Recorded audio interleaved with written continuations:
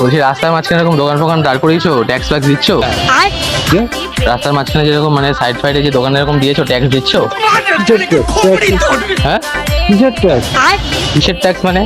রাস্তার সামনে এরকম দোকান করেছো, ট্যাক্স দিচ্ছ না? কোন ট্যাক্স? আমাকে আমাকে হেড অফিস থেকে পাঠিয়েছে তোমার বাড়িতে, তোমার বাড়িতে মানে এই যে এখানে বাড়িতে? মানে তোমার দোকানে, বুঝেছো? তো বলছে ওনার কাছ থেকে অন্তর্পক্ষে 10,000 টাকা মতো নিয়ে আসো, ট্যাক্স দিতে হবে তো তোমাকে। 10,000 টাকা? তো ক টাকা বিক্রি আছে আমার? দোকানে ঠিক আছে, তাহলে 100 টাকা দাও। কি? তাহলে 100 টাকা দাও। কিসের জন্য?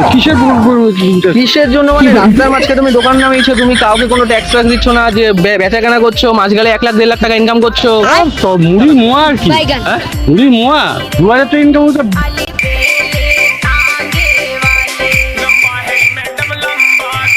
তুমি তো বিড়ি সিগারেটে মানে 10 লাখ 5 লাখ ইনকাম করছো। হ্যাঁ হ্যাঁ, ওইসব গল্প করে আমাদের কাছে একবার 25 বছর কেউ গল্প তো ঠিক আছে, আমি অত কথা জবাব দিতেই পারছি না, তুমি দাও 100 টাকা দাও, বাড়ি যাবো।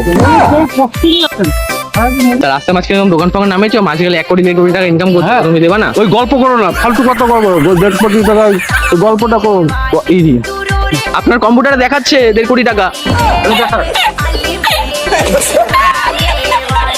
কি বলছি, তুমি এদিক ওদিকে আমাকে ঘোরাচ্ছ? ট্যাক্সের দোকানে একটা ভালো আপ্যায়ন করতে হয়, ঠান্ডা জল দিতে হয়, মিষ্টি মিষ্টি খাওয়াতে হয়। ঠিক আছে, তুমি পরে কথা হবে, পরে আসবে, যাও।